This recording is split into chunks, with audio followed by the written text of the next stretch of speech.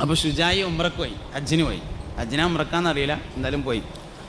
അങ്ങനെ ഉംറ കഴിഞ്ഞിട്ട് അല്ലെങ്കിൽ ഹജ്ജ് കഴിഞ്ഞിട്ട് മദീനയിൽ സിയാറത്തൊക്കെ കഴിഞ്ഞിട്ട് റൗള ഷരീഫിൻ്റെ അടുത്ത് ഇരുന്നിട്ട് ദുആ പടച്ചോനെ, അള്ളാഹുവേ, എനിക്ക് ജീവിതത്തിൽ വഴി കാണിക്കാൻ പറ്റുന്ന ഒരാളെ എൻ്റെ ജീവിതകാലത്ത് എനിക്ക് നീ കാണിച്ചു തരണമേ അല്ലാ. മലയാളത്ത് പറഞ്ഞാൽ ഒരു മുറബ്ബിയായ ഷേഖിനെ എനിക്ക് തരണേന്ന് തോരുന്നു. ജീവിതത്തിന് വഴി കാണിക്കാൻ പറ്റുന്ന ഒരാളെ കാണിച്ചു തരണേന്ന് തോരുന്നു. അന്ന് രാത്രി മുസ്തഫായ നബി തങ്ങളെ സ്വപ്നത്തിൽ കണ്ടു സല്ലല്ലാഹു അലൈഹി വസല്ലം. അപ്പോൾ പുണ്യനബിയോട് സല്ലല്ലാഹു അലൈഹി വസല്ലമയോട് മഹാനവറുകൾ ഇതേ അഭിപ്രായം പറഞ്ഞു, എനിക്ക് ജീവിതത്തിന് വഴി കാണിക്കാൻ പറ്റുന്ന ഒരാളെ എൻ്റെ ഹയാത്ത് കാലത്ത് കാണിച്ചു തരണം. മുത്തുനബി സല്ലല്ലാഹു അലൈഹി വസല്ലമ തങ്ങൾ പറഞ്ഞു, ഷുജായി, നിങ്ങളെ കയ്യിൽ ഒരു തസ്ബീഹ് മാലല്ലേ, അതൊരാൾ ചോദിച്ചെങ്ങാണ്ട് വരും.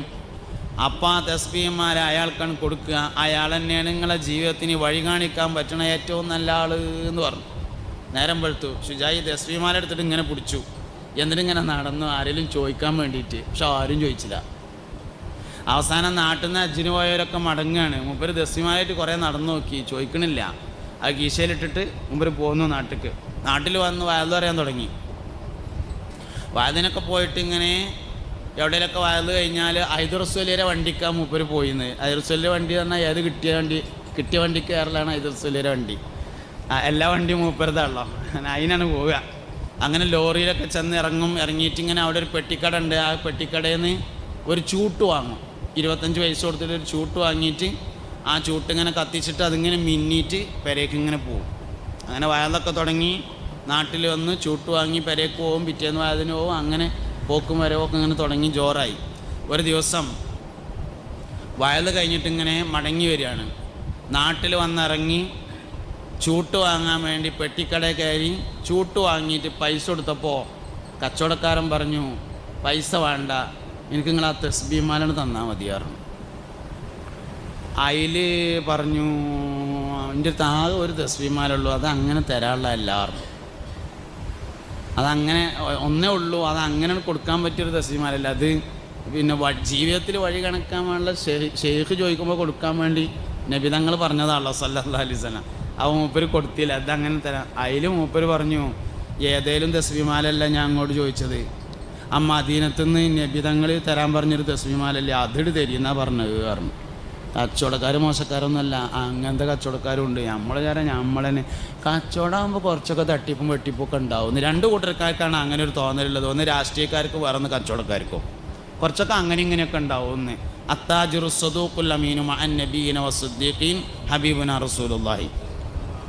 അത്താജിറു സദൂഖുൽ അമീനു, സത്യസന്ധനും വിശ്വസ്തനുമായ കച്ചവടക്കാരൻ, മഅൻ നബിയ്യിന, അമ്പിയാക്കളോടൊപ്പവും, വസ്സുദ്ദീഖീന, സുദ്ദീഖ് റളിയല്ലാഹു അൻഹുവിൻ്റെയും അനുയായികളാകുന്ന സ്വഹാബത്തിൻ്റെയും ഒപ്പം സ്വർഗത്തിലാണ്. അത്താജിറു സദൂഖുൽ അമീനു മഅൻ നബിയ്യിന വസ്സുദ്ദീഖീൻ. പക്ഷെ 2 നിബന്ധനയുണ്ട് കച്ചവടത്തിന്. 1 വിശ്വസ്തത, 2 സത്യസന്ധത. മതി സ്വർഗത്തിൽ പോകാൻ. നല്ലത് കേടെന്നാൽ പറ്റരപ്പാവും. ഏത് സംഗതി അങ്ങനെയാണ്. നല്ല സാധനം കേടെന്നാലാണ് പറ്റരപ്പാകുക. മൂല്യന്മാരാരെങ്കിലും തോണ്ടിയാലുള്ള വലിയ പ്രശ്നം. തോണ്ടാൻ പാടില്ല, ഒരിക്കലും പറ്റില്ല. നല്ല കേടെന്നാൽ പറ്റരപ്പായി. തന്നെ ബിരിയാണി കേടെന്നാൽ ചോറ് കേടെന്ന മാതിരി ആവില്ല, അടുത്തു കൂടെ പോകാൻ പറ്റില്ല. മനുഷ്യൻ മരിച്ചാൽ പൂച്ച അത്തമാതിരി ആവില്ല, അടുത്തു കൂടെയാണ് പോകാൻ പറ്റില്ല. നല്ലത് കേടെന്നാൽ പറ്റരപ്പായി. അതുതന്നെയാണ് കച്ചവടത്തിനുള്ളത്. നല്ലതൊക്കെ ചെയ്താൽ സ്വർഗത്തിൽ പോകാൻ ഒരു പെട്ടിക്കട മതിയാവും. മുത്തുനബി പറഞ്ഞതാണ് സല്ലല്ലാഹു അലൈഹി വസല്ലം. ഇമാം ബുഖാരി റിപ്പോർട്ട് ചെയ്ത ഹദീസാണ്. അത്താജിറു, കച്ചവടക്കാരൻ, അസ്സദൂഖു, സത്യസന്ധൻ, അൽ അമീനു, വിശ്വസ്തൻ, മഅൻ നബിയ്യീന വസ്സുദ്ദീഖീൻ, നബിമാരോടും സുദ്ദീഖീങ്ങളോടും ഒപ്പമാകുന്നു. 2 കാര്യം വേണം. 1 സത്യസന്ധതയുണ്ടായിരിക്കണം, 2 വിശ്വസ്തതയുണ്ടായിരിക്കണം. 2ഉം 2ആണ്, ഒന്നല്ല. 2 2ആണ്. സത്യസന്ധത വേറെയാണ്, വിശ്വസ്തത വേറെയാണ്. കള്ളനെയും വിശ്വസിക്കാൻ പറ്റും ചിലപ്പോൾ, പക്ഷെ സത്യസന്ധനെ ഇക്കോണമെന്നില്ല. സത്യസന്ധനും വിശ്വസ്തനുമായ കച്ചവടക്കാരനായിരിക്കണം. അതാണ് കച്ചവടത്തിൻ്റെ മാനദണ്ഡം. സത്യസന്ധനായിരിക്കണം, വിശ്വസ്തനായിരിക്കണം. എന്നാൽ കച്ചവടം കൊണ്ട് വിജയിക്കാൻ വേണ്ടി പറ്റും തന്നെ. രണ്ട് കൂട്ടർക്കും ലാഭം ഉണ്ടാവുകയാണ് സത്യസന്ധതയും വിശ്വസ്തതയും. വേഗം മനസ്സിലാകുന്ന ഭാഷയിൽ പറഞ്ഞുതരാം. വിൽക്കണവനും ലാഭം വേണം, വാങ്ങണവനും ലാഭം വേണം. അതാണ് വിശ്വസ്തതയും സത്യസന്ധതയും. ഓൻ്റെ അടുത്ത് വിശ്വസിച്ച് വാങ്ങാം എന്നൊരാൾ പറയാന്ന് പറഞ്ഞാൽ അതെങ്ങനെ രണ്ടു കൂടി ഉണ്ടാവുക എന്ന് നമുക്ക് തോന്നും. ഉണ്ടാവും. ഞാൻ നല്ലൊരു ഉദാഹരണം പറയാം. നമ്മളൊരു സ്ഥലക്കച്ചവടക്കാരനാണെന്ന് വിചാരിക്കുക. 5 സെൻറ്റ് 10 സെൻറ്റ് അവിടെ ഉണ്ട് ഇവിടെ ഉണ്ട് അപ്പടി ഇപ്പടി, ഇതാണ് പരിപാടി. സ്ഥലക്കച്ചവടമാണെന്ന് വിചാരിക്കുക. അങ്ങനെ പള്ളിൻ്റെ അടുത്ത് ലാഭത്തിൽ കിട്ടിയപ്പോൾ ഒരു 10 സെൻറ്റ് സ്ഥലം വാങ്ങി. ഇവിടെ അല്ല, ഉള്ളിലെവിടെയാണ്. സെൻറ്റിന് 2 ലക്ഷം റുപ്യ, 10 സെൻറ്റിന് 20 ലക്ഷം റുപ്യ കൊടുത്തിട്ട് വാങ്ങി. വാങ്ങിയതിൻ്റെ ശേഷം അതിൻ്റെ സൈഡൊക്കെ ഒന്ന് പൊട്ടെല്ലിറക്കിങ്ങാണ്ട് കെട്ടി, അതിൽ കുറച്ച് മൗസിരായൻ്റെ കന്നൊക്കെ കൊടുന്ന് വെച്ച്, ശേഷം മുരിങ്ങാക്കാലൊക്കെ കുഴിച്ചിട്ടുങ്ങാണ്ട് ചീമക്കൊന്നൊക്കെ കുഴിച്ചിട്ട് അതിൽ കൂടെ കുരളകിൻ്റെ വള്ളിയൊക്കെ കയറ്റി ഒരു നാടങ്ങളൊക്കെ കുത്തിയിട്ട് ഒന്നാണ് നനച്ചു, ഒന്നാണ്ട് ഉഷാറാക്കി. പട്ടയം വാങ്ങി നീതിയൊക്കെ അടച്ചു, പേപ്പറൊക്കെ ക്ലിയറാക്കി. അങ്ങനെ ഇരിക്കുമ്പോൾ അബ്ദുറഹ്മാൻ തറടണമെന്ന് കരുതിങ്ങാണ്ട് ഗൾഫിൽ നിന്ന് വന്നു. ഓൻ പള്ളിക്കൊന്ന് നിസ്കരിച്ച് കഴിഞ്ഞ് ഇങ്ങനെ പോകുമ്പോൾ മൈമുട്ടി ഹാജിയുടെ 10 സെൻറ്റ് കണ്ടു. അപ്പോൾ കൂടെ ഉണ്ടായിരുന്ന ആൾക്കാരോട് ചോദിച്ചു, ഈ സ്ഥലം പാരതാന്ന് ചോദിച്ചു. അത് നമ്മളെ മൈമുട്ടി ഹാജിയുടെയാണ് കാരണം. വിൽക്കാനുള്ളതാണോ ചോദിച്ചു. ആ, മൂപ്പർക്ക് ഇങ്ങനെ 5 സെൻറ്റ് 10 സെൻറ്റിനൊക്കെ ഇടപാടുണ്ട്, കച്ചവടത്തിനുള്ള തന്നെയാണ്. മൈമുട്ടി ഹാജിയുടെ അടുത്ത് എന്നിട്ട് ചോദിച്ചു, മൈമുട്ടി ഹാജി നിങ്ങൾ ആ പള്ളിൻ്റെ അടുത്തുള്ള 10 സെൻറ്റ് കൊടുക്കാനുള്ളതാണോ ചോദിച്ചു. ആന്ന് പറഞ്ഞു. എന്താ വേണ്ടതെന്ന് ചോദിച്ചു. അതിൽ പറഞ്ഞു, പിന്നെ എന്നോട് പറയാം, ഞാനത് 20 ലക്ഷം റുപ്യക്ക് വാങ്ങിയതാണ്. പിന്നെ അതിന് പട്ടയൊന്നും ഉണ്ടായിരുന്നില്ല, അതൊക്കെ വാങ്ങി നികുതിയൊക്കെ അടച്ച് ക്ലിയറാക്കി, സൈഡൊക്കെ കെട്ടി മണ്ണൊക്കെ ഇട്ട് നിരത്തി.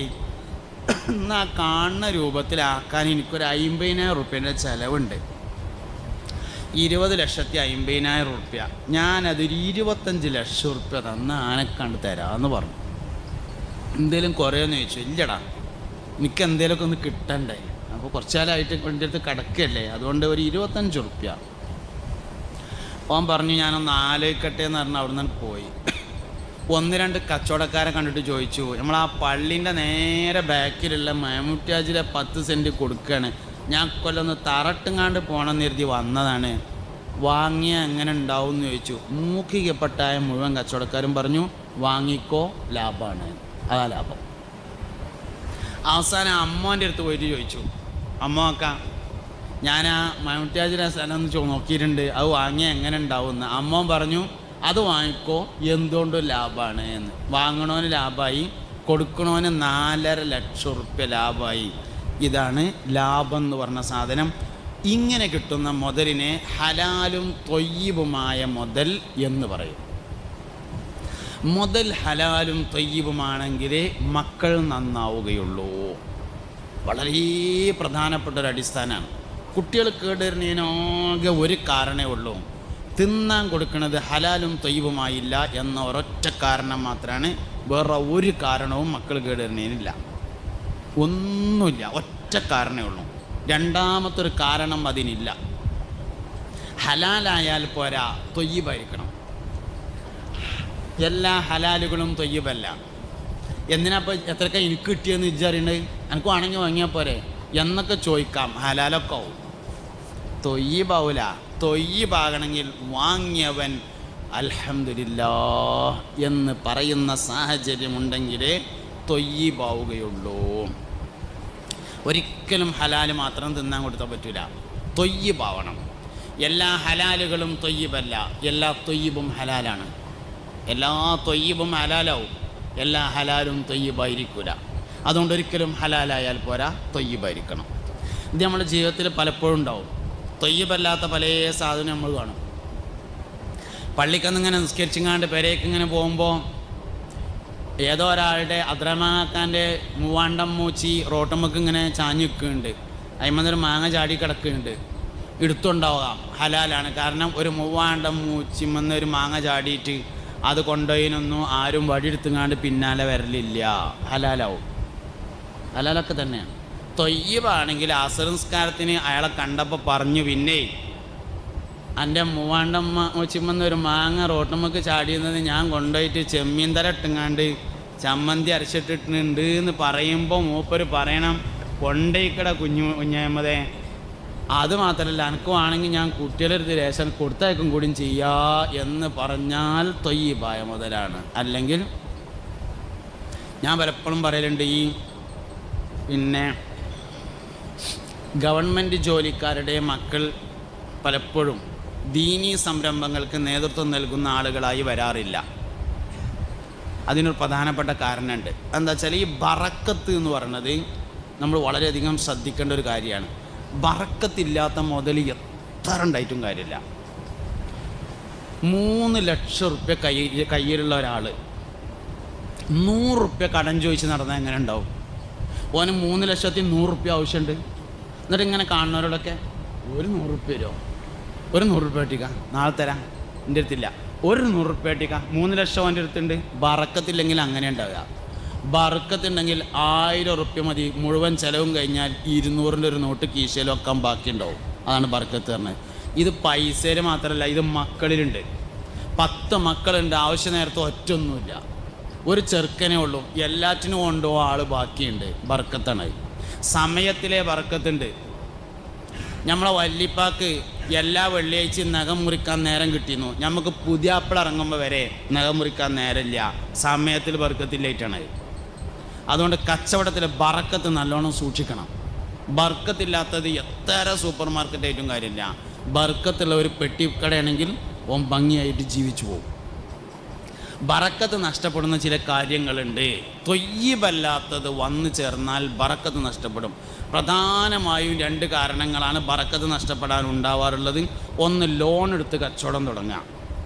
ശവത്തിൽ കുത്തല്ല കേട്ടോ, ഞാൻ ഉള്ളതുള്ള മാതിരി പറയാന്നേ ഉള്ളൂ. ഒന്ന്, ലോൺ എടുത്ത് കച്ചവടം തുടങ്ങുക. 2, പെണ്ണുങ്ങളെ പണ്ടം വിറ്റിങ്ങാണ്ട് തുടങ്ങുക. എന്താ രണ്ടിനുള്ള പ്രശ്നം തരങ്ങൾ? ലോൺ എടുത്ത് തുടങ്ങിയാൽ അത് പലിശയുമായി ബന്ധപ്പെട്ട ഇടപാടാണ്. ആർക്കെങ്കിലും ഉണ്ടെങ്കിൽ വേഗത്തിൽ ആ ഇടപാട് തീർക്കാൻ ആവശ്യമായ കാര്യം ചെയ്യണം. അത് എന്ന് തീരണോ അന്ന് മുതൽ ബർക്കത്ത് തുടങ്ങും. വേഗം തീർക്കണം. പെണ്ണുങ്ങളെ പണ്ടം വിറ്റാൽ എന്താ വെച്ചാൽ പെണ്ണുങ്ങൾ അവരുടെ പണ്ടം ഇഷ്ടപ്പെട്ട് തരൂല. ഒരു പെണ്ണും തരൂല കേട്ടോ. നിങ്ങളെ പെണ്ണുങ്ങൾ അതിൽ നിന്ന് ഒഴിവാണെങ്കിൽ അത് മാത്രം ഒഴിവാക്കി കളി തരൂല. അതിൻ്റെ തെളിവെന്താ നിങ്ങൾ? വാപ്പ മരിച്ചിട്ട് മുതൽ ഒരുക്കുമ്പോൾ അടുക്കളയിൽ നിന്ന് ഉമ്മ വിളിച്ചു പറയും, കുട്ടികളെ വാപ്പ പണ്ട് ഖത്തർക്ക് പോയത് ഇമ്മാൻ്റെ മണിക്കാതിര വിറ്റിട്ടായിരുന്നു കേട്ടോ, അതുകൊണ്ട് റോഡ് സൈഡിൽ ഉമ്മാക്ക് 3 സെൻറ്റ് അധികം അളന്നിട്ടാളീന്ന് പറഞ്ഞാൽ എന്താ അതിൻ്റെ അർത്ഥം?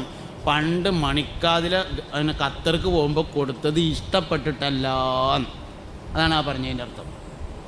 അപ്പോൾ പെണ്ണുങ്ങൾ പണ്ടം ഇഷ്ടപ്പെട്ട് തരൂല എന്നുള്ളതുകൊണ്ട് ഞാനങ്ങനെ പറഞ്ഞതാണ്. ഏതെങ്കിലും ഒരു പെണ്ണ് തന്നിട്ടുണ്ടെങ്കിൽ ഞാൻ ഈ പറഞ്ഞതിന് ഒഴിവാണ്. സൂക്ഷിക്കേണ്ട 2 കാര്യങ്ങളാണ് ഇത് രണ്ടും. ഒന്ന്, ലോൺ എടുത്ത് തുടങ്ങിയത് ഒടുക്കെത്തൂല, പെണ്ണുങ്ങളെ വണ്ടം വിറ്റത് ഒടുക്കെത്തൂല. അതിന് കാരണം 2 ഇഷ്ടപ്പെട്ട മുതലല്ല, തൊയ്യബാവൂല എന്നുള്ളതാണ് കാരണം. അതുകൊണ്ട് എപ്പോഴും തൊയ്യബായ കാര്യത്തിന് പരിശ്രമിച്ചാൽ ജീവിതം വലിയ റാഹത്തായിരിക്കും. കുറേ ഉണ്ടായിട്ട് എന്താ ഒരു റാഹത്തും ഇല്ലാതെ ഉള്ളതിൽ റാഹത്തായിട്ട് ജീവിക്കാൻ കഴിയാന്നുള്ളത് തന്നെയാണ് ഏറ്റവും പ്രധാനപ്പെട്ട കാരണം. അപ്പോൾ അതുകൊണ്ട് പ്രത്യേകിച്ച് ഭക്ഷണ സാധനം കൈകാര്യം ചെയ്യുന്നവർ നല്ലോണം സൂക്ഷിക്കണം. ഇറച്ചി കച്ചവടം ചെയ്യുന്നവർ, മീൻ കച്ചവടം ചെയ്യുന്നത്, കോഴി കച്ചവടം ചെയ്യുന്നവർ, ബേക്കറി നടത്തുന്നവർ, അച്ചാർ കമ്പനി നടത്തുന്നവർ, ഹോട്ടൽ നടത്തുന്നവർ, വെള്ള കച്ചവടം ചെയ്യുന്നവർ, ഇങ്ങനെ ഭക്ഷണ സാധനം കൈകാര്യം ചെയ്യുന്നവർ സൂക്ഷ്മത പാലിച്ചിട്ടില്ലെങ്കിൽ മക്കളിൽ 3-ൽ ഒരു ബുദ്ധിമുട്ട് അനുഭവിക്കേണ്ടി വരും. 3-ൽ-1 ഇങ്ങനെയൊക്കെ പറയുമ്പോൾ എന്നാൽ നീ കച്ചവടം വേണ്ടെന്ന് തീരുമാനിക്കരുത്. ചെയ്യണ ഏറ്റവും നല്ല തൊഴിൽ എന്തെന്നെയാണ്? കച്ചവടം തന്നെയാണ്. നല്ലത് കേടന്നാലാണ് വടക്കാവുക. ചെയ്യുകയാണെങ്കിൽ ചെയ്യാൻ പറ്റുന്ന ഏറ്റവും നല്ല തൊഴിൽ കച്ചവടമാണ്. കൃഷി കഴിഞ്ഞാൽ പിന്നെ 1-ാം സ്ഥാനത്തുള്ളത് കച്ചവടമാണ്. നേരെ തിരിച്ചു അഭിപ്രായമുണ്ട്. 1-ാം സ്ഥാനം കച്ചവടം, 2 കൃഷി എന്ന അഭിപ്രായമുള്ളവരുണ്ട്, 1 കൃഷി 2 കച്ചവടം എന്ന അഭിപ്രായമുള്ളവരുണ്ട്. പിന്നെ മാത്രമല്ല, എല്ലാ വരുമാന മാർഗങ്ങളും തൊഴിലിൽ പെടൂല. തൊഴിലാകെ 3 ഉള്ളൂ. തൊഴിൽ എന്ന് പറഞ്ഞാൽ ആകെ 3 ഉള്ളത്. ഒന്ന് കച്ചവടമാണ്, മറ്റൊന്ന് കൃഷിയാണ്, 3-ാമത്തേത് കൈത്തൊഴിലാണ്. ബാക്കിയൊന്നും തൊഴിലിൽ പെടൂല. അധ്യാപനം, മാഷ്, ടീച്ചർ, മൊലിയർ, വയലുറനാൾ, ഡോക്ടർ ഒന്നും തൊഴിലല്ല, സർവീസാണ്, സേവനം. അതുകൊണ്ട് ജീവിക്കാം, അത് വേറെ കാര്യമാണ്. ജീവിക്കാൻ പറ്റിച്ചിട്ട് തൊഴിലാവൊന്നുമില്ല. മുഹമ്മദ് നബി സല്ലല്ലാഹു അലൈഹി വസല്ലം തങ്ങൾക്കൊരു തൊഴിലും ഇല്ലല്ലോ, ജീവിച്ചിരുന്നില്ലേ? എന്താ വരുമാന മാർഗം? ഹദിയയായിരുന്നു. പലരും കൊടുക്കുന്ന ഹദിയകളായിരുന്നു വരുമാന മാർഗം. അത് തൊഴിലല്ല. അധ്യാപനം തൊഴിലല്ല, സർവീസാണ്, സേവനമാണ്. വൈദ്യം തൊഴിലല്ല, സേവനമാണ്. തൊഴിലാകെ മൂന്നെണ്ണേ ഉള്ളൂ. ഒന്ന് കൃഷിയാണ്. കൃഷിയിൽ പെട്ടതാണ് ആടുകൾ, മാടുകൾ, പശുക്കൾ ഒക്കെ കൃഷിയിൽപ്പെടും. നെല്ല്, ഗോതമ്പ് ഒക്കെ കൃഷിയാണ്. രണ്ടാമത് കച്ചവടമാണ്. അള്ളാഹുവിൻ്റെ ദുനിയാവിലുള്ള ഏത് സാധനവും കച്ചവടം ചെയ്യാം. മൂന്നാമത്തത് കൈത്തൊഴിലാണ്. കൈത്തൊഴിലിൽ കുറേ കാര്യങ്ങൾ പെടും. ഡ്രൈവിങ്, കമ്പ്യൂട്ടർ, കന്നൂട്ട്, കൊത്തിക്കളക്കൽ, ഇങ്ങനെയൊക്കെയുള്ള കുറേ സാധനങ്ങൾ, ഒരുപാട് റോഡ് പണി, ഇങ്ങനെയൊക്കെയുള്ള ഒരുപാട് സാധനങ്ങൾ കൈത്തൊഴിലിൽ പെടും. കൂടുതൽ കാര്യങ്ങളും കൈത്തൊഴിലാണ് പെടും. അങ്ങനെ 3 വിഭാഗമേ ഉള്ളൂ തൊഴിലുകൾ. അപ്പോൾ അതിൽ ഒന്നാം സ്ഥാനത്ത് നിൽക്കുന്നത് കച്ചവടമാണ് എന്ന് ഒരുപാട് ആളുകൾക്ക് അഭിപ്രായം. 2 കൃഷി, 3 കൈത്തൊഴിൽ, അങ്ങനെയാണ്. 5 വക്ത് നിസ്കാരം എന്ന് പറഞ്ഞു. നിസ്കാരവും നമസ്കാരവും ഒന്നല്ല, അത് 2ആണ്. നമസ്കാരം എന്ന് പറഞ്ഞാൽ അതൊരു അഭിവാദ്യമാണ്. നമ്മളൊക്കെ സ്കൂളിൽ പഠിക്കുന്ന സമയത്ത് ടീച്ചർ വന്നാൽ നീച്ച് നിന്നിട്ട് നമസ്കാരം എന്ന് പറയും. അതൊരു അഭിവാദ്യത്തിന് വേണ്ടി ഉപയോഗിക്കുന്ന ഒരു വാക്കാണ് നമസ്കാരം. നിസ്കാരം എന്ന് പറഞ്ഞത് അതല്ല. ശരിക്കും നിസ്കാരം എന്ന് പറഞ്ഞാൽ അഫ്ആലുൻ മഖ്സൂസത്തുൻ ബൈന തക്ബീരി വസ്സലാം, തക്ബീറത്തുൽ ഇഹ്റാമിൻ്റെയും സലാമിൻ്റെയും ഇടയിലുള്ള ചില പ്രത്യേകമായ വാക്കുകൾ, പ്രവർത്തികൾ, അതിനാണ് നിസ്കാരം എന്ന് പറയുന്നത്. എല്ലാ അമ്പിയാക്കൾക്കും ഒരു തലത്തിലല്ലെങ്കിൽ മറ്റൊരു തലത്തിൽ നിസ്കാരം ഉണ്ടായി. ഇബ്രാഹിം നബി അലൈഹിസ്സലാം നിസ്കാരം നിലനിർത്തുന്ന ആളാക്കണേ എന്നെ എന്ന് ദുആ ചെയ്തു. ബഹുമാനപ്പെട്ട സയ്യിദുനാ ഇബ്രാഹിം അലൈഹിസ്സലാം ഹാജറ ബീവിയെയും ഇസ്മായിൽ അലൈഹിസ്സലാമിനെയും മക്കയിൽ കൊണ്ടുചെന്ന് താമസിപ്പിച്ച് മടങ്ങിപ്പോരുമ്പോൾ ദുആ ചെയ്തിട്ടുണ്ട്, പടച്ചോനെ, ഞാൻ എൻ്റെ ചെറിയ കുട്ടിയെയും എൻ്റെ ഭാര്യയെയും മക്കയിൽ താമസിപ്പിച്ച് മടങ്ങിപ്പോരുന്നത് റബ്ബനാ ലിയുഖീമുസ്സലാഹ്, നിസ്കാരം നിലനിർത്താൻ വേണ്ടിയിട്ടാണ് എന്ന് പറഞ്ഞു. ലോക ചരിത്രത്തിൽ ഏറ്റവും കൂടുതൽ യാത്ര ചെയ്ത ആള് ഇബ്രാഹിം നബി അലൈഹിസ്സലാമാണെന്നാണ്. നമുക്കൊന്നും നമ്മളാണ് തോനെ യാത്ര നടത്തിയത്. എനിക്കൊക്കെ ചിലപ്പോൾ അങ്ങനെ തോന്നലുണ്ട്. വണ്ടിയുടെ കിലോമീറ്ററിൻ്റെ ആ ബോർഡ് ഇങ്ങനെ നോക്കിയിട്ടേ. ലോക ചരിത്രത്തിൽ ഏറ്റവും കൂടുതൽ യാത്ര നടത്തിയ ആൾ ബഹുമാനപ്പെട്ട സയ്യിദുനാ ഇബ്രാഹിം അലൈഹിസ്സലാം. യാത്ര ചെയ്ത്, നടന്ന് യാത്ര ചെയ്തിട്ട് കാല് തേഞ്ഞു പോയിരുന്നു സയ്യിദുനാ ഇബ്രാഹിം അലൈഹിസ്സലാമിന്. ചരിത്രത്തിൻ്റെ ദിശകളെ മാറ്റിമറിച്ച ആളുകളുടെ യാത്രകൾക്ക് വലിയ പ്രാധാന്യമുണ്ടെന്നാണ്. യാത്രയിലൂടെയാണ് ലോകത്തൊരുപാട് വിപ്ലവങ്ങൾ ഉണ്ടായിത്തീരുന്നത്. മുസ്തഫായ നബി സല്ലല്ലാഹു അലൈഹി വസല്ലം തങ്ങൾ പോലും മക്കയിൽ നിന്ന് മദീനയിലേക്ക് യാത്ര പോയതിനു ശേഷമാണ് പരിശുദ്ധമായ ദീന് എല്ലായിടത്തും വേഗത്തിലെത്തിക്കാൻ വേണ്ടി സാധിച്ചത്. അപ്പോൾ ഉന്നതന്മാരുടെ യാത്രകൾക്ക് വലിയ പ്രാധാന്യമുണ്ട്. സയ്യിദുനാ യാഖൂബ് നബി അലൈഹിസ്സലാം മിസ്റിലേക്ക് യാത്ര ചെയ്തത് ഖുർആൻ പരാമർശിക്കുന്നുണ്ട്. മകനായ യൂസുഫ് നബി അലൈഹിസ്സലാമിൻ്റെ അടുത്തേക്കായിരുന്നു ആ യാത്ര. അപ്പോൾ ലോകത്തെ ഏറ്റവും കൂടുതലായി യാത്ര ചെയ്ത ആള് സയ്യിദുനാ ഇബ്രാഹിം അലൈഹിസ്സലാമാണ്. ഇബ്രാഹിം നബി അലൈഹിസ്സലാമിൻ്റെ യാത്രകളൊക്കെ അത്ഭുതകരമായ യാത്രകളായിരുന്നു. അതിൽപ്പെട്ട ഒരു യാത്രയാണ് മക്കയിലേക്ക് ഹാജറ ബീവിയെയും കൂട്ടിയിട്ടുള്ള യാത്ര. ഇന്നി അസ്കന്തു മിൻ ദുർരിയതി ബിവാദിൻ ഗൈരി ദീ സറഇൻ ഇൻദ ബൈതിക്കൽ മുഹറം റബ്ബനാ ലിയുഖീമുസ്സലാഹ്. ഇന്നി അസ്കന്തു, അല്ലാഹുവേ തീർച്ചയായും ഞാൻ താമസിപ്പിച്ചിരിക്കുന്നു, മിൻ ദുർരിയതി, പച്ചപ്പില്ലാത്ത ഒരു മലഞ്ചെരുവിൽ ഞാൻ താമസിപ്പിച്ചിരിക്കുന്നു. ഇന്ദ ബൈതിക്കൽ മുഹറം, പരിശുദ്ധമായ മസ്ജിദുൽ ഹറാമിൻ്റെ അടുത്ത്. റബ്ബനാ ലിയുഖീമുസ്സലാഹ്, അല്ലാഹുവേ നിസ്കാരം നിലനിർത്തുന്നതിന് വേണ്ടിയാണ് ഞാൻ അങ്ങനെ ചെയ്തിട്ടുള്ളത് എന്ന് പറഞ്ഞു സയ്യിദുനാ ഇബ്രാഹിം അലൈഹിസ്സലാം. മുൻകഴിഞ്ഞ അമ്പിയാക്കൾക്കൊക്കെ നിസ്കാരം ഉണ്ടായിരുന്നു, പക്ഷെ ഓൽക്കാർക്കും ബാങ്ക് ഉണ്ടായിരുന്നില്ല. ബാങ്ക് ഈ ഉമ്മത്തിൻ്റെ മാത്രം പ്രത്യേകതയാണ്. അതുകൊണ്ട് അതിന് നമുക്ക് തീരെ ഒഴിവ് കിട്ടൂല. അങ്ങനെയാണ് നിസ്കരിച്ചാൽ ചെന്നാൽ നമ്മളാരും ബാങ്ക് കൊടുക്കൂല, വേണ്ട അല്ലാഹു അക്ബർ എന്ന് പറയലാണ്. ഈ ഉമ്മത്തിൻ്റെ പ്രത്യേകതകളിലൊക്കെ നമുക്ക് മടിക്കാനും ഭയങ്കരമായിട്ട് ചില വിവരം നമ്മളെ വല്ലാതെ ഷീപ്പാക്കും. അതിൽ പെട്ടതാണ് ബാങ്ക് സുന്നത്താണ് എന്നുള്ള വിവരം. പൊന്നാനിയിൽ മൗനത്തുൽ ഇസ്ലാം സഭ എന്നുള്ളൊരു സ്ഥാപനമുണ്ട്. പുതുവിശ്വാസികൾ ഇസ്ലാം സ്വീകരിക്കുകയും പുതുവിശ്വാസികൾ ഇസ്ലാം പഠിക്കുകയും ചെയ്യുന്ന സ്ഥാപനമാണ് മൗനത്തുൽ ഇസ്ലാം സഭ. അങ്ങനെ കോഴിക്കോട് ഒരു സ്ഥാപനമുണ്ട്, തർബിയത്തുൽ ഇസ്ലാം സഭ എന്ന് പറഞ്ഞിട്ട്. ഈ രണ്ട് സ്ഥാപനത്തിൽ ചെന്നാലും ബാങ്ക് കൊടുക്കാതെ നിസ്കരിക്കണം ആരും കാണൂല. എല്ലാവരും ബാങ്ക് കൊടുത്തിട്ട് ഇക്കാമത്തും കൊടുത്തിട്ടാണ് അല്ലാഹു അക്ബർ നിസ്കരിക്കുക. നമ്മളെ പള്ളിക്ക് ചെന്നാൽ ബാങ്ക് ഇക്കാമത്തില്ല നിസ്കരിക്കുന്ന ആൾക്കാരെ കാണും. എന്താ വ്യത്യാസം എന്ന് ചോദിച്ചാൽ ഓൽക്കത് സുന്നത്താന്ന് അറിയില്ല. എവിടെ? പൊന്നാനിയിലും തർബിയത്തിലുള്ള പുതുവിശ്വാസികൾക്ക് ഇത് സുന്നത്താന്നറിയില്ല. ഞമ്മക്കത് സുന്നത്താണെന്ന് അറിഞ്ഞു എന്നുള്ളതാണ് നമ്മൾ കൊടുക്കാത്തതിൻ്റെ കാരണം. ചില വിവരം നമുക്ക് തോന്നും ഭയങ്കര ഉപകാരമുള്ള വിവരമാണ് എന്ന്, ചില വിവരം ഭയങ്കര ഉപദ്രവം ചെയ്യും. അതിൽപ്പെട്ടതാണത്. അപ്പോൾ ഈ ഉമ്മത്തിന് മാത്രമല്ല നിസ്കാരം മറ്റു ഉമ്മത്തികൾക്ക് ഉണ്ടായിട്ടുണ്ട്. ഇതേപോലെയുള്ള 5 10 നിസ്കാരം ഇക്കൊള്ളണമെന്നില്ല കേട്ടോ. പലർക്കും പല നിസ്കാരമാണ്. 1 റക്അത്ത് 2 റക്അത്ത് 1 നിസ്കാരം 2 നിസ്കാരം അങ്ങനെയൊക്കെ പല നിസ്കാരങ്ങളുമാണ്. എന്തായാലും ഒറ്റ ഉമ്മത്തിനും ബാങ്കില്ല. എന്താ കാരണം ബാങ്കില്ലാതിരിക്കാൻ? മുസ്തഫായ നബി സല്ലല്ലാഹു അലൈഹി വസല്ലമ തങ്ങളുടെ പേര് മാത്രമേ ഭൂമിയിൽ ഉറക്കെ വിളിച്ചു പറയണമെന്ന് അള്ളാഹു ഉദ്ദേശിച്ചിട്ടുള്ളൂ എന്നതാണ് അതിൻ്റെ കാരണം. മൂസാ നബി അലൈഹി ഇസ്ലാമിൻ്റെ ഉമ്മത്തിന് ബാങ്ക് ഉണ്ടായിരുന്നുവെങ്കിൽ അഷ്ഹദു അല്ലാ ഇലാഹ ഇല്ലല്ലാഹ് അഷ്ഹദു അന്ന മൂസാ റസൂലുള്ളാഹ് എന്ന് വിളിച്ചു പറയേണ്ടി വരുമായിരുന്നു. അള്ളാഹു അങ്ങനെ ഒരാളുടെ പേര് വിളിച്ചു പറയാൻ ഉദ്ദേശിച്ചിട്ടില്ല. ഒരാളുടെ പേര് മാത്രം വിളിച്ചു പറയാനേ ഉദ്ദേശിച്ചിട്ടുള്ളൂ. വറഫഅനാ ലക ദിക്റക, നബിയെ നിങ്ങളുടെ പേരിനെ പറയൽ നാം ഉയർത്തിയിരിക്കുന്നു എന്ന് പരിശുദ്ധ ഖുർആൻ പറഞ്ഞിട്ടുണ്ട്. അതുകൊണ്ട് ഈ ഉമ്മത്തിന് മാത്രമാണ് ബാങ്ക് ഉള്ളത്. അതുകൊണ്ട് ആരും ബാങ്ക് കൊടുക്കാതെ ഫർദ് നിസ്കരിക്കരുത്. ബാങ്ക് ഇക്കാമത്തും കൊടുക്കണം. സ്ത്രീകൾ ഇക്കാമത്ത് മാത്രം കൊടുക്കണം. പുരുഷന്മാർ ബാങ്ക് ഇക്കാമത്തും കൊടുക്കണം. ഫർദ് നിസ്കരിക്കുമ്പോൾ വളരെ ശക്തമായ സുന്നത്താണ് ഫർദ് നിസ്കാരങ്ങൾക്ക് ബാങ്ക് ഇക്കാമത്തും. അപ്പോൾ ഒറ്റക്ക് നിസ്കരിക്കുകയാണെങ്കിലും കൂട്ടമായി നിസ്കരിക്കുകയാണെങ്കിലും ബാങ്ക് ഇക്കാമത്തും കൊടുത്തിട്ട് നിസ്കരിക്കാവൂ.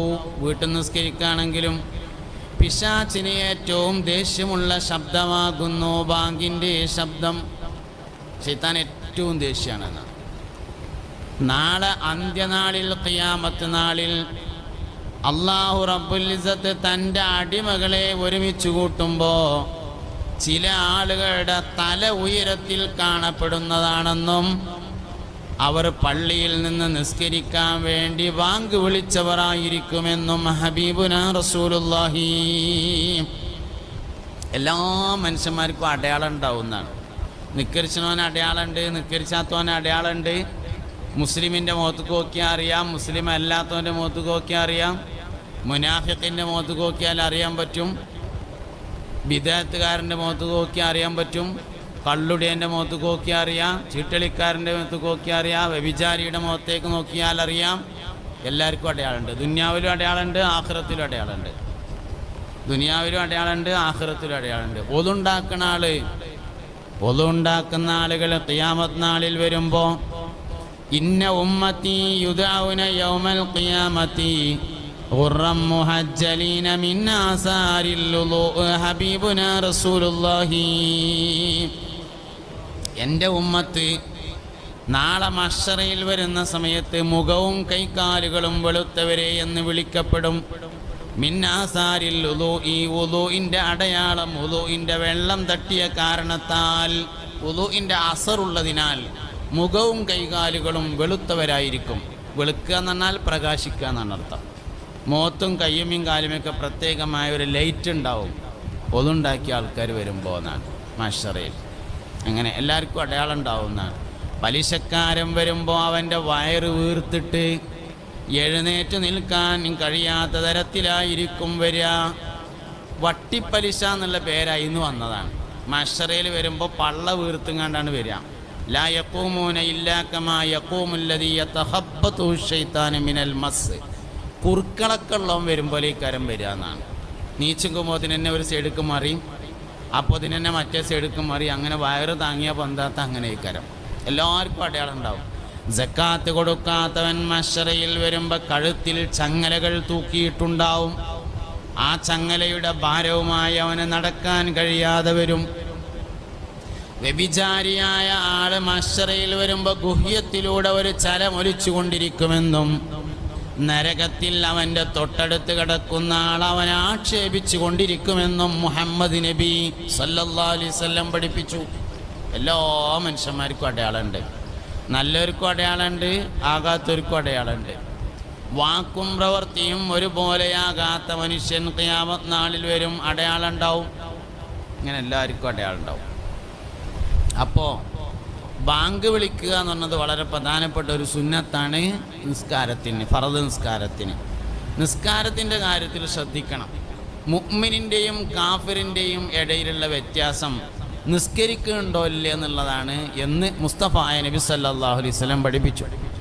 അൽ ഫർഖു ബൈനൽ കാഫിരി വൽ മുഅ്മിനി തർക്കുസ്സലാ. മുഅ്മിനിൻ്റെയും കാഫിറിൻ്റെയും ഇടയിലുള്ള വ്യത്യാസം നിസ്കരിക്കുന്നുണ്ടോ ഇല്ലേ എന്നതാകുന്നു.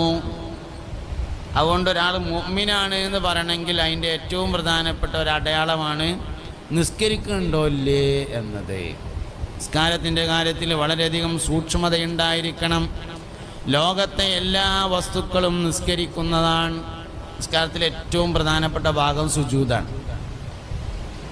നിസ്കാരത്തിലെ ഏറ്റവും പ്രധാനപ്പെട്ടത് സുജൂദാണ്. ലോകത്തെ എല്ലാ വസ്തുക്കളും സുജൂദിലാണെന്ന് പരിശുദ്ധ ഖുർആൻ പറഞ്ഞിട്ടുണ്ട്. വന്നജ്മു വശ്ശജറു യസ്ജുദാൻ വസ്സമാഅ റഫഅഹാ വവളഅൽ മീസാൻ.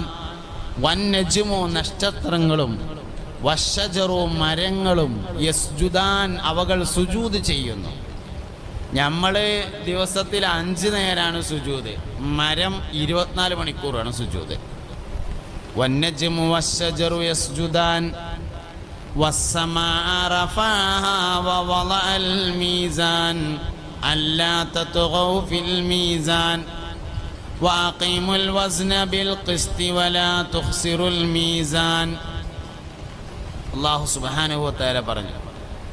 അപ്പോൾ പരിശുദ്ധ ഖുർആനിൽ ധാരാളം സ്ഥലങ്ങളിൽ നിസ്കാരത്തെക്കുറിച്ച് പരാമർശമുണ്ട്. പരിശുദ്ധമായ ഹദീസിൽ ധാരാളം സ്ഥലങ്ങളിൽ നിസ്കാരത്തെക്കുറിച്ചുള്ള പരാമർശമുണ്ട്. വലൈക്കും സലാം. മുസ്തഫ നബി സല്ലല്ലാഹു അലൈഹി വസല്ലം തങ്ങൾക്ക് ഫർദ് നിസ്കാരം നിർബന്ധമാകുന്നതിൻ്റെ മുമ്പ് സുന്നത്ത് നിസ്കാരം നിർബന്ധമായിട്ടുണ്ട്. നബി തങ്ങൾക്ക് ഫർദ് നിസ്കാരം നിർബന്ധമാകുന്നത് നുബുവത്തിൻ്റെ 2-ാം വർഷമാണ്. എന്നാൽ അതിൻ്റെ മുമ്പ് സുന്നത്ത് നിസ്കാരമുണ്ട്. ആദ്യം ഇറങ്ങിയ ആയത്ത് ഇഖ്റ ബിസ്മിയാണ്. ഇഖ്റ ബിസ്മി റബ്ബിക്കല്ലദീ ഖലഖ് ഖലഖൽ ഇൻസാന മിൻ അലഖ് ഇഖ്റ വറബ്ബുക്കൽ അക്രമുല്ലദീ അല്ലമ ബിൽ ഖലം അല്ലമൽ ഇൻസാന മാ ലം യഅലം. ആദ്യം ഇറങ്ങിയത് അതാണ്. പിന്നെ ഇറങ്ങിയത് യാ അയ്യുഹൽ മുദ്ദസ്സിർ എന്ന ആയത്താണ്. യാ അയ്യുഹൽ മുദ്ദസ്സിർ. പിന്നെ ഇറങ്ങിയത് യാ അയ്യുഹൽ മുസമ്മിൽ ഖുമിൽ ലൈല ഇല്ലാ ഖലീലാ നിസ്ഫഹു ഔ ഇൻഖുസ് മിൻഹു ഔ സിദ് അലൈഹി വറത്തിലിൽ ഖുർആന തർതീലാ ഇന്നാ സനുൽഖി അലൈക ഖൗലൻ സഖീലാ ഇന്ന നാശിഅതൽ ലൈലി ഹിയ അശദ്ദു വത്അൻ വഅഖ്വമു ഖീലാ. ഇതാണ് മൂന്നാമത് ഇറങ്ങിയ ആയത്ത്. ആ ആയത്തിൽ നിസ്കരിക്കാൻ പറയുന്നുണ്ട്. പക്ഷെ അത് ഫർദ് നിസ്കാരമല്ല. പിന്നെ ഏത് നിസ്കാരം? രാത്രി എഴുന്നേറ്റ് നിന്നിട്ട് നിസ്കരിക്കാനാണ് പറയുന്നത്. തഹജ്ജുദ് നിസ്കാരം. നബി സല്ലല്ലാഹു അലൈഹി വസല്ലം തങ്ങൾക്ക് തഹജ്ജുദ് നിസ്കാരം നിർബന്ധമായിരുന്നു. നമുക്ക് സുന്നത്താണ്. നമുക്കില്ലാത്ത ഒരുപാട് പ്രത്യേകത നബി തങ്ങൾക്കുണ്ട് സല്ലല്ലാഹു അലൈഹി വസല്ലം. ഞമ്മക്കില്ലാത്ത നബിതങ്ങൾക്കുള്ള പ്രത്യേകതയിൽ ആകെ നമുക്ക് അറിയുന്നത് ഒരു പ്രത്യേകതയുള്ളൂ. നമുക്ക് 4 പെണ്ണെ കെട്ടാൻ പറ്റുള്ളൂ, നബിതങ്ങൾക്ക് 9 പെണ്ണ് കെട്ടാന്നുള്ളത് മാത്രമേ നമുക്കറിയാം. അത് മാത്രമൊന്നല്ല, ഞമ്മക്ക് തഹജ്ജുദ് നിസ്കാരം സുന്നത്താണ്, നബിതങ്ങൾക്ക് തഹജ്ജുദ് നിസ്കാരം നിർബന്ധമാണ്. മുസ്തഫ നബി സല്ലല്ലാഹു അലൈഹി വസല്ലം തങ്ങൾക്ക് തഹജ്ജുദ് നിസ്കാരം നിർവഹിക്കാതിരിക്കാൻ കഴിയില്ല. ഫർള് നിസ്കാരം നിർബന്ധമാകുന്നതിന് മുമ്പ് നബി തങ്ങൾക്ക് തഹജ്ജുദ് അല്ലാഹു തആല നിർബന്ധമാക്കിയിട്ടുണ്ട്. അതാണ് ഈ ആയത്ത്. യാ അയ്യുഹൽ മുസമ്മിൽ ഖുമിൽ ലൈല, രാത്രി നിങ്ങൾ എഴുന്നേൽക്കുക.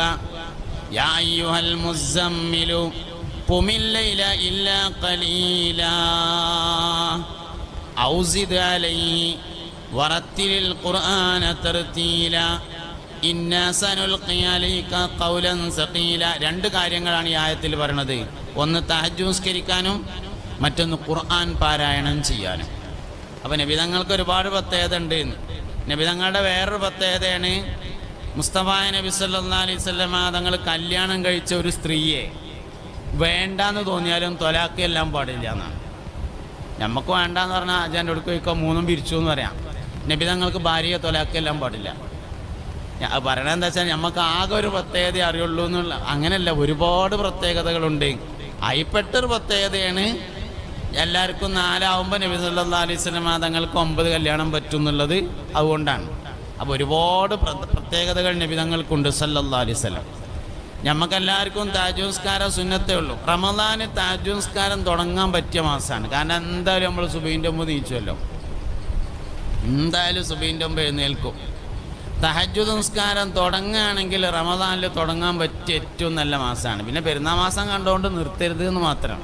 പിന്നെ അങ്ങനെ ജീവിതാന്ത്യം വരെ തുടർന്ന് പോകണം. ഓരോ കൊല്ലം കഴിയുമ്പോഴും നമ്മുടെ ജീവിതത്തിൽ എന്തെങ്കിലും ഒരു മാറ്റം വേണം. എന്നാലേ നമുക്കൊരു ആയുസ്സിലെ ഒരു കൊല്ലം മുതലാവുള്ളൂ എന്നാണ്. നമ്മൾ ദീർഘായുസ്സിന് തോരക്കുമല്ലോ, പടച്ചോനെ ദീർഘായുസ് തരണേ, ആഫിയത്ത് തരണേ, സിഹത്ത് തരണേ, സലാമത്ത് തരണേ, വണ്ടിൻ്റെ ചോട്ട് പെടുത്തരുതേ, റോട്ടും മരക്കരുതേ എന്നൊക്കെ നമ്മളിങ്ങനെ തോരക്കും പഠിച്ചവനോട്. സംഗതി റോഡും മരഞ്ഞാൽ ഷഹീദിൻ്റെ കൂലിട്ടും, വണ്ടിൻ്റെ ചോട്ട് വെട്ടാൽ ഷഹീദിൻ്റെ കൂലിട്ടും, വെള്ളത്തിൽ കൂടെ വലിച്ചു പോയാൽ ഷഹീദിൻ്റെ കൂലിട്ടും, പ്രസവത്തിൽ മരിച്ചാൽ ഷഹീദിൻ്റെ കൂലിട്ടും, മേത്ത് കൂടെ മരം വീണാൽ ഷഹീദിൻ്റെ കൂലിട്ടും, പാമ്പടിച്ച് മരിച്ചാൽ ഷഹീദിൻ്റെ കൂലിട്ടും. പക്ഷെ നമ്മൾ ദ്വാരക്കെന്ത് അതൊന്നും വേണ്ടാന്ന് വെച്ചിട്ടാണ് ദ്വാരക്കണത്. അള്ളാഹുവേ ദീർഘായുസ് തരണേ, ആഫിയത്ത് തരണേ, സിഹത്ത് തരണേ, സലാമത്ത് തരണേ. നമ്മളെല്ലാവരും ദ്വാരക്കും. ദ്വാരക്കേണ്ട തന്നെയാണ്. അള്ളാഹു നമുക്കെല്ലാം ആഫിയത്തും ദീർഘായുസ്സും സിഹത്തും സലാമത്തും തരട്ടെ.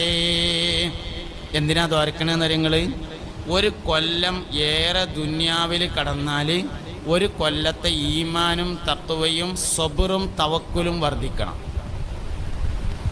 70 വയസ്സുള്ള ആൾക്കും 71 വയസ്സുള്ള ആൾക്കും ഒരേ ഈമാൻ പോരാ. 50 വയസ്സുള്ള ആൾക്കും 48 വയസ്സുള്ള ആൾക്കും ഒരേ ഈമാൻ ഉണ്ടായാൽ പോരാ. ഒരു കൊല്ലം ഏറെ ദുന്യാവിൽ താമസിച്ചാൽ ഒരു കൊല്ലത്തെ ഏറെയുള്ള തഖ്വയും വേണം, ഒരു കൊല്ലം ഏറെയുള്ള ഈമാൻ വേണം, ഒരു കൊല്ലം ഏറെയുള്ള തവക്കുല് വേണം, ഒരു കൊല്ലം ഏറെയുള്ള സബ്റ് വേണം. ഇതുണ്ടായാലേ ഒരു കൊല്ലം മുതലായതുള്ളൂ. കഴിഞ്ഞല്ലോ റമദാൻ്റെ തുടക്കത്തിൽ വന്നുങ്ങാണ്ട് ആ മുസാഫിന് മറിച്ചുങ്ങാണ്ട് തുടങ്ങി ഒരു 4 പേജ്. ഇക്കൊല്ലം റമദാൻ 1 വന്നുങ്ങാണ്ട് മുസാഫ് മറിച്ചുങ്ങാണ്ട് തുടങ്ങി 4 പേജ്. കഴിഞ്ഞൊല്ലം 4 പേജ് തന്നെയാണ്, ഇക്കൊല്ലം 4 പേജ് തന്നെയാണെങ്കിൽ ഒരു കൊല്ലം വെറുതെ ഇവിടെ ചാടിക്കളിച്ച് നടന്നതിന് ഒരു കാര്യമില്ലാതായി. എത്രങ്ങാനും ബിരിയാണിയാണ് തിന്നുകാണ്ട് കക്കൂസ് കൊണ്ടുപോയിട്ടത്, ഒരു ഉപകാരമില്ലാതാവും. ഒരു കൊല്ലം ജീവിച്ചതിന് കാര്യം ഉണ്ടാണെങ്കിൽ കഴിഞ്ഞ കൊല്ലമില്ലാത്ത എന്തെങ്കിലും ഒരു മാറ്റക്കൊല്ലം വേണം.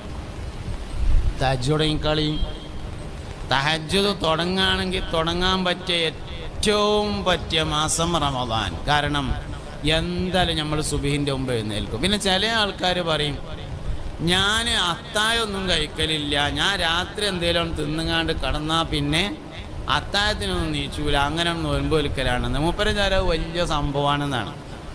നോമ്പിൻ്റെ ഏറ്റവും മുഅക്കദായൊരു സുന്നത്താണ് അത്തായം കഴിക്കൽ. അത് ചെയ്യണില്ല എന്ന് പറഞ്ഞാൽ എന്താ അപ്പം അതിൻ്റെ അർത്ഥം?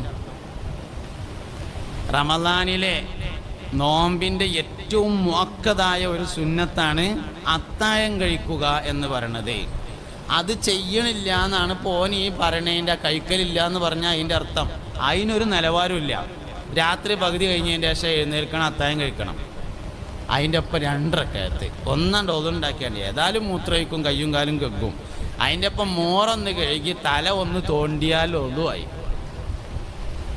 മുഖം ഏതായാലും കഴുകുമല്ലോ, കയ്യും ഏതായാലും കഴുകും, കാലും കഴുകും, മൂത്രമൊഴിക്കലും നടക്കും.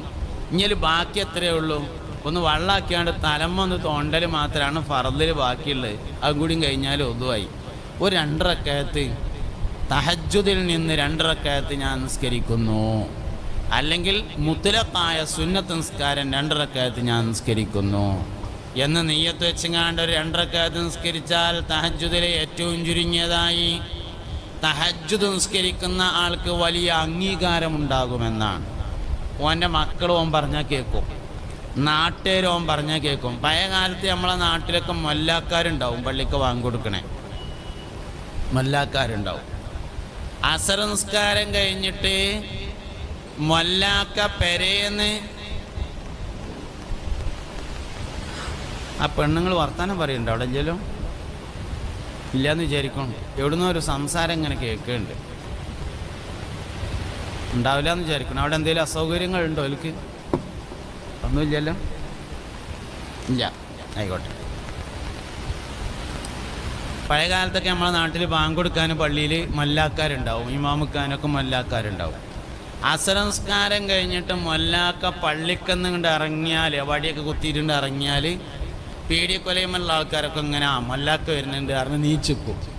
ഇന്നിപ്പോൾ മൊല്ലാക്കെല്ലാം മോലിയർ വന്നാലും തങ്ങൾപ്പാപ്പ വന്നാലും നീച്ചൂല. എന്ത് കാര്യം? മൊല്ലാക്ക വരുമ്പോൾ നീച്ചാൻ തോന്നുന്നതിൻ്റെ കാരണം മൊല്ലാക്കാക്ക് 2 ഗുണങ്ങളുണ്ടായിരുന്നു എന്നതാണ്. ഒന്ന്, മൊല്ലാക്ക ഒഴിവുള്ള നേരം മുഴുവൻ ഖുർആൻ ഓതും. 2, മൊല്ലാക്ക രാത്രി സുബഹിൻ്റെ മുമ്പ് എഴുന്നേറ്റ് തഹജ്ജുദ് നിസ്കരിക്കും. 2 ഗുണങ്ങളുള്ളവനെ എല്ലാവരും അംഗീകരിക്കും. ഖുർആൻ ഓതുന്ന ആളെ നാട്ടുകാരും അംഗീകരിക്കും, അവൻ്റെ മക്കളും അംഗീകരിക്കും. നാട്ടുകാർ അംഗീകരിച്ചില്ല നിൽക്കുക, അവനെ മക്കളെ ഏതായാലും നമ്മൾ പറഞ്ഞാൽ കേൾക്കണമല്ലോ. 2 ഗുണം വേണം, എന്നാലേ മക്കൾ പറഞ്ഞാൽ കേൾക്കുള്ളൂ. തഹജ്ജുദ് നിസ്കരിക്കുന്നവന് വലിയ അംഗീകാരമായിരിക്കും, ഖുർആൻ ഓതുന്നവനും വലിയ അംഗീകാരമായിരിക്കും. അംഗീകാരത്തെ നിയ്യത്ത് ചെയ്തെങ്ങാണ്ട് ഖുർആൻ ഓതും തഹജ്ജുദ് നിസ്കരിക്കും ചെയ്യരുത്. അതതിൻ്റെ കൂടെ വരും എന്നുള്ളതേ മനസ്സിലാക്കേണ്ടുള്ളൂ. അതായത് കൊളസ്ട്രോൾ കുറയാൻ വേണ്ടി നോൽമ്പ് വെക്കരുത്, നോൽമ്പ് വെച്ചാൽ കൊളസ്ട്രോൾ കുറഞ്ഞോളും, അത് വേറൊരു കാര്യമാണ്. അപ്പം അങ്ങനെ വയത് പറഞ്ഞു ഇപ്പോൾ എന്താ വെച്ചാൽ പത്രം എടുത്ത് നോക്കിയാൽ എല്ലാ രാമനും എല്ലാ കോരനും ഒക്കെ നോമ്പാണ് എന്നാണ് പേപ്പറിൽ വന്നത്. രാമന് നോമ്പ് വിൽക്കാൻ കഴിയില്ല, കോരന് നോമ്പ് വിൽക്കാൻ കഴിയില്ല, ചാത്തന് നോമ്പ് വിൽക്കാൻ കഴിയില്ല, ഗോപാലിന് നോമ്പ് വിൽക്കാൻ കഴിയില്ല. എന്തേ കാരണം? നോമ്പിന് നിയ്യത്ത് ഫർദാണ്. നിയ്യത്ത് മുഅ്മിനായ മനുഷ്യരിൽ നിന്ന് മാത്രമേ സ്വഹിയാവുകയുള്ളൂ. നിയ്യത്തില്ലാതെ സ്വഹിയാവുന്ന ഒരു കാര്യമുള്ളൂ, മയ്യത്ത് കുളിപ്പിക്കൽ. അതിന് നിയ്യത്ത് നിർബന്ധമല്ല, അതാര് കുളിപ്പിച്ചാലും സ്വഹിയാവും. ബാക്കിയുള്ള എല്ലാ കാര്യങ്ങൾക്കും നിയ്യത്ത് വേണം. അതുകൊണ്ട് നിയ്യത്ത് മുഅ്മിനിൽ നിന്ന് മാത്രമാണ് സ്വഹിയാവുക. മുഅ്മിനായ മനുഷ്യന് മാത്രമേ നോമ്പ് വെൽക്കാൻ കഴിയുള്ളൂ. ബാക്കിയുള്ളവർക്കൊക്കെ വ്രതമനുഷ്ഠിക്കാൻ കഴിയും, നോമ്പ് വെൽക്കാൻ. സൗമ് എന്ന അറബിയിൽ പറയുന്ന നോമ്പ് വെൽക്കാൻ മുഅ്മിനായ ആൾക്ക് മാത്രമേ കഴിയുള്ളൂ. അതിനെന്ത് വേണം? നിയ്യത്ത് കറക്റ്റായിരിക്കണം. എന്താ നിയ്യത്ത്? പടച്ചോനെ എൻ്റെ തൃപ്തിക്ക് വേണ്ടി. നമ്മൾ രാത്രി എന്തേ പറഞ്ഞത്? തറാവീഹ് എനിക്ക് ഉസ്താദ് ചൊല്ലി തന്നപ്പോൾ നവൈതു സൗമ ഗദിൻ അൻ അദാഇ ഫർളി റമളാനി ഹാദിഹി സനതി ലില്ലാഹി തആല എന്നാണ്, അല്ലാതെ ലി കൊളസ്ട്രോൾ എന്നല്ല പറഞ്ഞിട്ടുള്ളത്. കൊളസ്ട്രോൾ പറയാനൊന്നല്ല നമ്മൾ പറഞ്ഞതേ, അള്ളാഹുവിന് വേണ്ടി നോമ്പനുഷ്ഠിക്കാൻ കരുതി എന്നാണ് പറഞ്ഞത്. കൊളസ്ട്രോൾ കുറയാൻ വേണ്ടി നോമ്പ് വെൽക്കാൻ കരുതി എന്നല്ലല്ലോ ഉസ്താദ് രാത്രി തറാവീഹ് കൊണ്ട് ചൊല്ലി തന്നത്. അപ്പോൾ ആ ചൊല്ലി തന്ന മാതിരി തന്നെ നിൽക്കണം. ഇപ്പം എന്താ സംഭവിച്ചാൽ ആഖിറത്തിൻ്റെ കാര്യമൊക്കെ ദുന്യാവിൻ്റെതായി കിട്ടിയാൽ നമുക്ക് ഭയങ്കര സന്തോഷമാവും എന്നുള്ളതാണ്. ഒരാൾ നിസ്കരിച്ചാൽ ഓന് ആരോഗ്യപരമായി വലിയ പുരോഗതി ഉണ്ടാവും എന്ന് ഒരാൾ വയത് പറഞ്ഞാൽ സുബഹിക്ക് ഇഷ്ടം പോലെ ആളുണ്ടാവും പള്ളിയിൽ. കാരണം ആരോഗ്യമൊക്കെ ഒന്ന് കയറാം, എന്നാൽ പിന്നെ നിസ്കരിച്ച് കളയാന്നാണ്. സുബഹിക്ക് കൃത്യമായിട്ട് പള്ളിക്ക് വന്നാൽ സിറാത്ത് പാലത്തുമ്പോൾ കൂടെ മിന്നറിയുന്ന വേഗത്തിൽ മണ്ടാന്ന് പറഞ്ഞാൽ അതൊക്കെ ഇപ്പോൾ അവിടെ ചെല്ലുമ്പോൾ എന്തെങ്കിലുമൊക്കെ വഴിയുണ്ടായിക്കോളും, അതിനൊന്നും ഇപ്പോൾ പോകാനാവില്ല എന്നാണ്. ആരോഗ്യം ക്ലിയർ ആവുമെങ്കിൽ ഓക്കെ, എന്നാൽ പിന്നെ നമുക്ക് സുബഹിക്കൊന്ന് പള്ളിക്ക് പോയി നോക്കാം. ഇതാണ് നമ്മളൊരു നിലപാട്. ഒരു മൗലവി ഇങ്ങനെ വയത് തരാണെന്ന് വിചാരിക്കുക. റമദാൻ മാസവും ആരോഗ്യശാസ്ത്രവും. വേറൊരു മൗലവി വയത് തരാണ് റമദാൻ മാസവും റയ്യാൻ വാതിലും, സ്വർഗത്തിൻ്റെ വാതിലാണ് റയ്യാൻ. റമദാൻ മാസവും റയ്യാൻ വാതിലും, രണ്ടും രാവിലെ 10 മണിക്ക് തന്നെ എന്ന് വിചാരിച്ചോളി, രണ്ടും നടന്നു പോകാൻ പറ്റുന്ന സ്ഥലത്ത് തന്നെ എന്ന് വിചാരിച്ചോളി. നമ്മൾ ഏതിനേ പോവുള്ളൂ? റമദാൻ മാസവും ആരോഗ്യശാസ്ത്രവും. അതൊന്ന് കേട്ട് കളയാം. എന്നാൽ നമ്മളെ ജീവിതത്തിന് എന്തെങ്കിലും ഒരു മാറ്റം ഉണ്ടായാലോ, ആരോഗ്യമൊക്കെ ഒന്ന് ഉഷാറായെങ്കിലോ എന്നാണ്. നമ്മളെ നിൽക്കാരെന്ന് വരുമ്പോൾ ഒക്കെ ഈ കോലത്തിലായി. നമ്മളെ നിസ്കാരവും നോമ്പും പരിപാടികളൊക്കെ ഏകദേശം ഈ രൂപത്തിലായിട്ടുണ്ട്. ഹജ്ജ് പിന്നെ എടുക്കാനില്ല. ഹജ്ജിനിപ്പോൾ നമ്മൾ പോകുക എപ്പോഴാണെന്ന് വെച്ചാൽ കല്യാണ നിശ്ചയത്തിന് ചെന്നോർത്തുന്ന ആൾക്കാരൊക്കെ ആചാര്യേന്ന് വിളി തുടങ്ങണം. അങ്ങനെ ഒരു 5-6 വിളിന് കേൾക്കുമ്പോൾ ഇഞ്ഞും പോയില്ലെങ്കിൽ സ്വീപ്പല്ലേ എന്ന് തോന്നിയിട്ടാണ് അപേക്ഷ കൊടുക്കൽ. അപേക്ഷ കൊടുക്കാൻ ആകെ 300 റുപ്യൻ്റെ ചിലവേ ഉള്ളൂ. അത് നമ്മൾ ആലോചിക്കൂല. അതൊക്കെ ഇപ്പോൾ തൗഫീക്ക് ഉണ്ടെങ്കിൽ അപ്പോൾ പോകാമെന്നാണ് നമ്മൾ വിചാരിക്കണത്. തൗഫീക്ക് ഉണ്ടായിട്ട് നീയത്ത് വെക്കലുണ്ടാവില്ല. നീയത്ത് വെച്ചിട്ട് തൗഫീക്ക് ഉണ്ടായാലേ ഉണ്ടാവുള്ളൂ. ഞാൻ പറഞ്ഞ നിങ്ങൾക്ക് മനസ്സിലായോ എന്നറിയില്ല. ഒരാൾക്ക് തൗഫീക്ക് വന്നിട്ട് നീയത്ത് വെക്കൂല. നീയത്ത് വെച്ചാൽ തൗഫീക്ക് വരികയാണ് ചെയ്യുക. നീയത്ത് നല്ലതെങ്കിലെന്തും ചെയ്യടോ, തൗഫീക്ക് പിന്നിൽ നിന്ന് തള്ളിത്തരുമടോ. ഉസ്താദ് പാടിയതാണ്. അള്ളാഹു അവരെ കൂടെ നമ്മളെ സ്വർഗത്തിൽ ഒരുമിച്ച് കൂട്ടിത്തരട്ടെ. ഇത്ര ഉഷാറായിട്ട് ആരാ പറഞ്ഞുതരാം? തൗഫീക്ക് പിന്നിന്ന് തള്ളണതാണ്, മുന്നിൽ വന്നിട്ട് കയറിട്ട് വലിച്ചു കൊണ്ടുപോകില്ല. അപ്പം നീയത്ത് ആദ്യം വരണം. ചെയ്യണമെന്ന് കരുതിയാലേ തൗഫീക്ക് വരുള്ളൂ. ചെയ്യണമെന്ന് കരുതാത്ത ഒരു വിഷയത്തിനും തൗഫീക്ക് വരില്ല. കാത്തുക്കേ വേണ്ട, മൂപ്പര് ആ വണ്ടി കയറൂല. മൂപ്പര് തൗഫീക്ക് വണ്ടിയിൽ ഇങ്ങോട്ട് കയറണമെങ്കിൽ ആദ്യം നമ്മൾ ആ വിഷയത്തിന് നീയത്താണ് വെക്കണം. ഇപ്പം ഞാൻ തഹജ്ജുദിനെ പറ്റി പറയുമ്പോൾ നിങ്ങൾക്ക് തോന്നും അതൊക്കെ കൊണ്ട് തൗഫീക്ക് ഉണ്ടെങ്കിൽ നമുക്ക് നിസ്കരിക്കാൻ തോന്നും. നീയത്താണ് വെച്ചാൽ തൗഫീക്ക് അതിൻ്റെ പിന്നാലോട്ട് വരും എന്നുള്ളതാണ്. എന്നാൽ നമുക്ക് ആയിക്കോട്ടെ, ഈ റമദാനിൽ തഹജ്ജുദാണ് തുടങ്ങാം എന്നാണ് തീരുമാനിച്ചാൽ തൗഫീക്ക് അതാ വരുന്നു.